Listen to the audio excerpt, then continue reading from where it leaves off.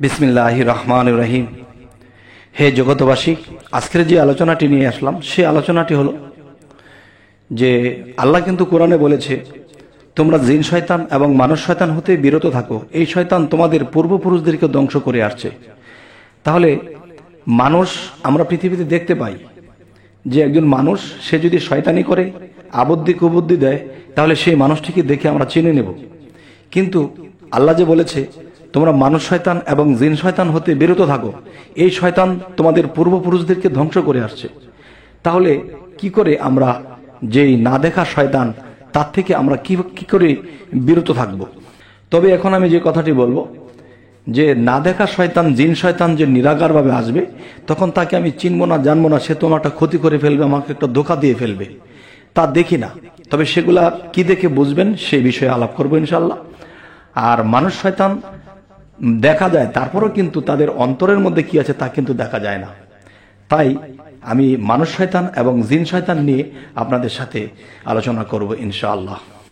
সেই বিষয়টি হলো, একজন মানুষ শয়তানকে কি করে বুঝবেন? সেই মানুষ শয়তান আপনার ফ্যামিলির মধ্যে থাকতে পারে, সেই মানুষ শয়তান আপনার সমাজে থাকতে পারে, সেই মানুষ শয়তান আপনার ছেলে মেয়ের মধ্যে থাকতে পারে, আর সেই মানুষ শয়তান আপনার আত্মীয় স্বজনের মধ্যে থাকতে পারে। এখন দেখা যায় আপনি সংসারে উন্নতি করে খাচ্ছেন, ভালোই চলছেন, ভালোই খাচ্ছেন, উন্নতি হচ্ছে, কিন্তু আপনার এক আত্মীয় স্বজন জানতে পেরেছে যে আপনি খুব ভালো অবস্থানে আছেন।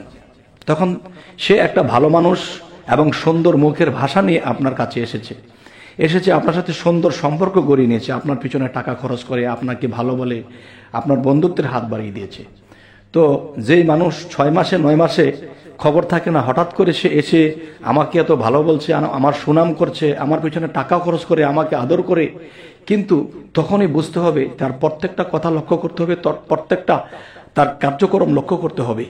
যে একটা কথা বলা হয় যে আমার মায়ের থেকে যদি কেউ বেশি আদর করে, তাহলে বুঝতে হবে তার মধ্যে সেই শয়তান বিরাজ করছে, আর সেই শয়তানের অন্তর্ভুক্ত হয়ে এসেছে, আর সে আমাকেও শয়তানের অন্তর্ভুক্ত করে দেবে। নাউজুবিল্লাহ। তাই আজকের যে আলোচনাটি বোঝাতে চাচ্ছি যে আল্লাহ যে বলেছে যে তোমরা মানুষ শয়তান এবং জিন শয়তান হতে তোমরা বিরত থাকো। তো মানুষ শয়তান হতে আগে বিরত হওয়ার চেষ্টা করি, এরপরে আমরা জিন শয়তান পর্যন্ত যাব ইনশাআল্লাহ। দেখবেন মানুষটি আপনার প্রশংসা আপনার সামনেও করে, পিছনেও করে, আর যার কাছে প্রশংসা করে সে আবার আপনার কাছে এসে বলবে যে সে তো আপনাকে অনেক ভালোবাসে, সে তো আপনার অনেক প্রশংসা করে।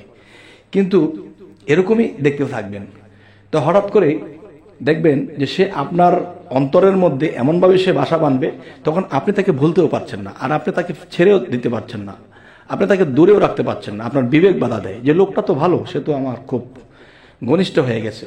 তখন সে কিছু বললে সেটা আপনি রাখার চেষ্টা করেন। এরকম রাখতে রাখতে রাখতে রাখতে এমন একদিন এমন এক কথা রেখে ফেলেছেন, তখন আপনার জীবনে অন্ধকার নেমে এসেছে, কিন্তু আপনি বুঝতেই পারেননি যে আপনার কি হয়েছে। তো এই জন্য খুব সাবধান যে আমার মায়ের থেকে যদি কেউ বেশি আদর করে, তখনই এখানে বোঝার আছে যে আমার মায়ের থেকেও যদি বেশি আদর করছে, নিশ্চয়ই তার মধ্যে বাদর লুকিয়ে আছে, শয়তান নামের বাদর, তাই সে এত করতেছে আদর।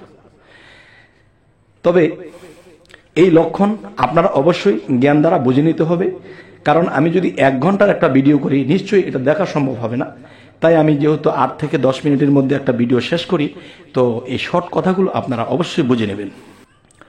এখন যে কথাটি বলবো সেই কথাগুলো হলো, জিন শয়তান যখন আসবে তখন বিরত হব কিসের বলে?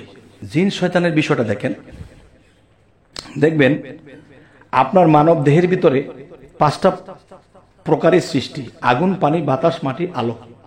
এই 5টা পদার্থে আপনার আমার মানব দেহ সৃষ্টি। এর মধ্যে যেমন মানুষের মধ্যে উত্তপ্ত গরম বাতাস কিংবা আগুন যেটা, সেটা হলো আমাদের মধ্যে আগুন, আর সেই সৃষ্টি হলো, সেই আগুনের দ্বারা সৃষ্টি হলো জিন। সেই জিন কিন্তু আপনার আর আমার মধ্যে বিরাজ।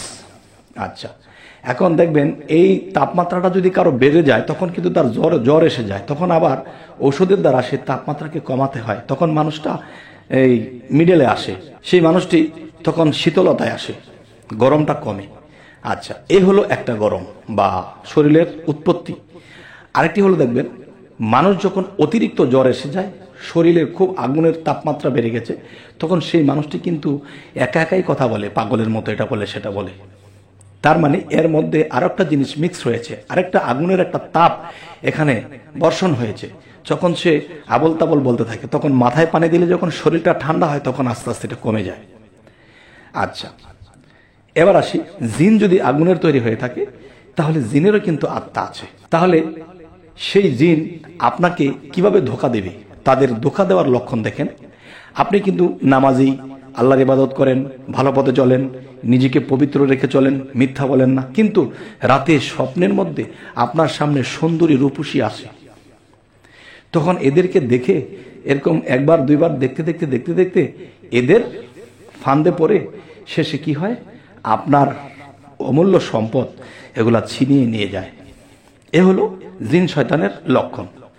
এরপরে মনে করেন আপনি নীরবে বসে আছেন, এখানে আল্লাহর জিকির হচ্ছে না, বা আপনি নিজে নিজেও কোনো আল্লাহকে নিয়ে ভাবতেছেন না, এমনিতেই বসে আছেন, এর মধ্যে আপনার ভিতরে এমন একটা জিনিস জাগনা দিয়েছে, একটা খারাপ কথা মনে পড়ছে, একটা খারাপ দিকে আপনার নজর গিয়েছে, খারাপ দিকে একটা দৃষ্টি গিয়েছে, তখনই বুঝবেন যে সেই জিন শয়তান আপনাকে নক করছে।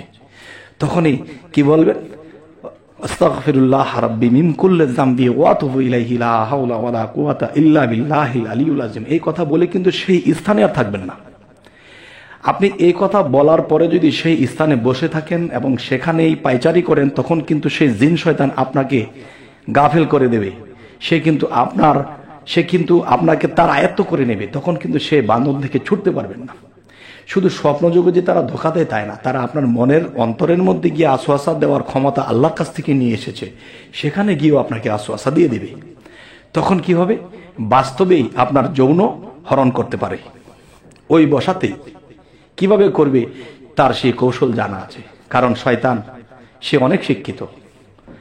আচ্ছা, এ হলো একটা বিষয়। আরেকটা বিষয় হলো যে স্বপ্নের মাধ্যমে আপনাকে রাজা বানিয়ে দিচ্ছে, স্বপ্নের মাধ্যমে আপনাকে অলি আউলিয়ার ভেষ ধরে এসে বলছে আমি দরবেশ, তুমি আমার কথা শোনো। তখন অলিয়া উলিয়া যদি আমি দরবেশ স্বপ্ন দেখি, আমি তখনও মানতে পারবো না, যতক্ষণ পর্যন্ত আমি এমন এক কামেল মুর্শিদ ধরেছিলাম, সেই মুর্শিদ রূপে যদি এসে বলে দেয় হ্যাঁ ইনি ইমুক ব্যক্তি, ইনি আউলিয়া, তিনি এটা, সে যদি পরিচয় করে দেয়, তখন আমি এটা বিশ্বাস করতে পারবো। আর সে যদি নিজে নিজে এসে বলে, তাহলে বুঝতে হবে যে এটা ফল্ট, এটা শয়তান হতে পারে। তবে হে জগতবাসী, যে আজকের যে আলোচনাটি হলো জিন শয়তান এবং মানুষ শয়তান, এবং মানুষ শয়তান থেকে আমরা বিরত কিভাবে থাকবো এর কিছু লক্ষণ বলা হলো, এবং জিন শয়তান হতে আমরা কি করে বেঁচে থাকবো এর কিছু লক্ষণ বলা হলো। তবে অল্প ছোট ভিডিওতে এত বড় আলোচনা করা যায় না, তো পরবর্তীতে আশা করব এই বিষয়ে আরো কিছু বিস্তারিত আলোচনা করার জন্য। তবে হে জগতবাসী, আজকের আলোচনা কেমন হলো, এবং এই ধরনের আলোচনা যেন সামনে আপনারা পেয়ে যান, এই জন্য সাবস্ক্রাইব করে রাখুন। পরবর্তীতে আবার দেখা হবে। সকলে ভালো থাকবেন। আল্লাহ হাফিজ।